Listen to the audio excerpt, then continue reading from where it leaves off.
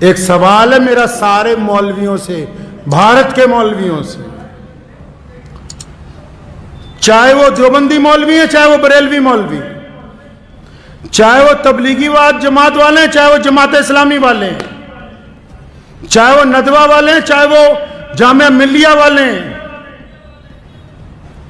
جتنے بڑے بڑے دانشور مسلمان بنے پھرتے ہیں، ان سب سے سوال ہے کہ یہ جو اب عام شادیاں مسلمانوں کی ہوتی ہیں جن میں تم ڈی جے لگا کے ڈھول بجا کے اور وہاں رقص و سرور کی محفلیں منعقد کی جاتی ہیں، اور آپ جیسے بڑے مسلمانوں کے چودھری جن لوگوں نے وقت بھی لگایا، جو اپنے آپ کو خواجہ اجمیری کے سجادہ نشین بھی کہتے ہیں، جو اپنے آپ کو اہل سنت والجماعت کے جانشین کہتے ہیں، جو اپنے آپ کو علماء دیوبند کے وارث کہتے ہیں، اکثر دیکھنے کو ملتا ہے کہ جتنی غیر شرعی شادیاں ہیں یہ اپنی داڑیاں لے کے وہاں صوفوں پر بیٹھ کے آرام سے مرغا بریانی کھاتے ہیں۔ کیا تمہاری غیرت تمہیں ایک دفعہ نہیں چنجوڑتی کہ رسول اللہ کے حکموں کی کلی خلاف ورزی ہو رہی؟ کیا تمہارے دل میں ذرا برابر بھی شرم نہیں؟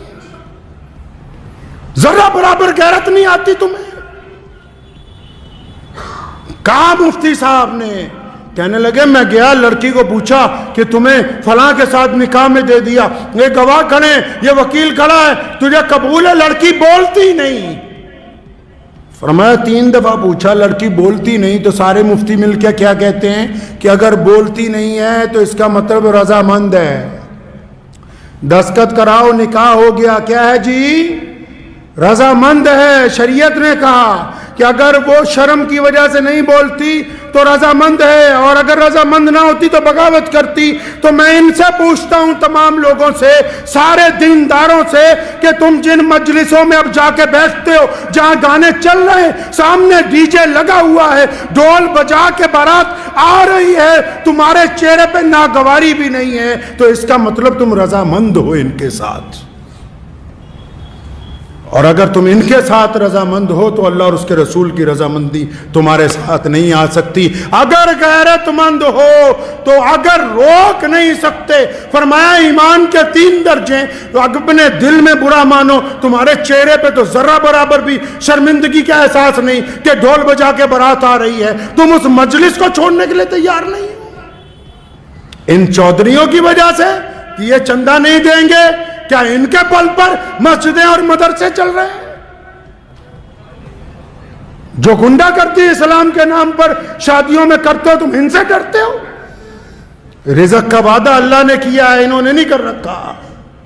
3 درجے ایمان کے، فرمایا اگر کوئی چیز بری لگے تو دل میں برا مانو، اگر طاقت ہے تو زبان سے کہو، اگر ہاتھ سے روک سکتے ہو تو وہ اول ترین درجہ ہے۔ تو یہ جتنے آپ میں یہ جو بات آج ممبر پہ بیٹھ کے کہہ رہا ہوں، روزانہ پورے ملک میں شادیاں ہو رہی، اور جتنے سرمایہ داروں کی شادیاں جا کے دیکھ لو، یہ جتنے کٹھ ملا ہیں یہ ان کے نکاح بھی پڑھا رہے ہیں، ان کی بریانیاں بھی کھا رہے ہیں، ان کے قورمے بھی کھا رہے ہیں۔ اگر تم قوم کی نگہبانی نہیں کرو گے تو یاد رکھو تمہاری حیثیت گڈریے کی ہے۔ اگر ایک بھی کوئی ریوڑ میں سے کوئی چیز ضائع ہو گئی تو گڈریے کو مالک پوچھتا ہے، اللہ تعالیٰ نے ان کو چھوڑ دینا ہے، تمہارا گریبان پکڑ لینا ہے۔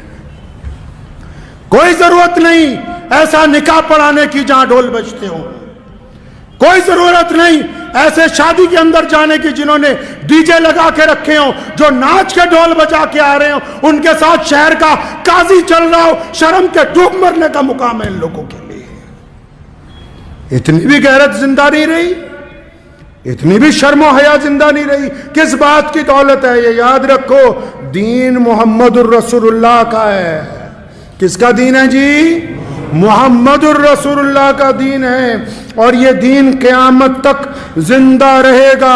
یہ کسی سرمایہ دار کا دین نہیں ہے، یہ کسی بہت بڑے چودھری کا دین نہیں ہے۔ دنیا کی کوئی طاقت اس دین کو سرنگوں نہیں کر سکتی۔ اس لیے پلٹیے اپنے رب کی طرف، اور آپ بھی سنیے جتنے عام مسلمان ہیں، اگر کسی شادی میں ناچ گانا ہو رہا ہے مسلمان کی، اور شراب پی کے کوئی آ رہا ہے، ڈھول بجا کے بارات آ رہی ہے، آپ اگر اس میں شامل ہیں تو آپ گنہگار ہیں۔ میں فتوے نہیں اکثر دیتا، لیکن یہ مسئلہ آپ کو اس لیے بتا رہا ہوں کہ رسول اللہ صلی اللہ علیہ وسلم کو یہ بات پسند نہیں ہے۔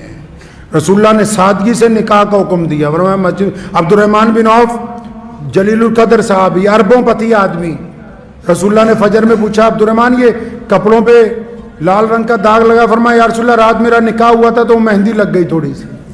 کچھ نہیں کہا رسول اللہ نے کہ ہمیں نہیں بلایا، فلاں کو نہیں بلایا، تو رسموں میں پڑ گئے جی فلانے بھائی کو لے آؤ، فلانے چاچے کو لے آؤ، ماسڑ کو لے آؤ، یہ لے آؤ، وہ لے آؤ، اور یہ جو چھپ چھپ کے تمہاری اولادیں زنا کر رہی ہیں کبھی ان کی طرف بھی دیکھو، ان کی طرف بھی دیکھو۔ خدا کے واسطے ان تمام رسموں کو چھوڑ دیجئے، اور اس جذبے کے ساتھ چھوڑنا کہ ہم مسلمان ہیں، انشاءاللہ تعالیٰ ہم اس غلط کام میں ساتھ نہیں دیں گے، کریں گے جی انشاءاللہ۔ ان مولویوں کو نہیں، باقی لوگ بھی، اگر کوئی چودھری اپنے بل پہ، اس کی اولاد اپنے بل پہ باجا بجوانا چاہتی ہو تو بجانے دو، اس کا نکاح پڑھانے کی ضرورت نہیں ہے جب تک توبہ کر کے اللہ اور اس کے رسول صلی اللہ علیہ وسلم کی رضا نہ حاصل کر لے۔ دعا کیجیے اللہ تعالیٰ مجھے بھی آپ سب کو بھی ان باتوں پہ عمل کی توفیق عطا فرمائے۔ وآخر دعوانا ان الحمدللہ رب العالمین۔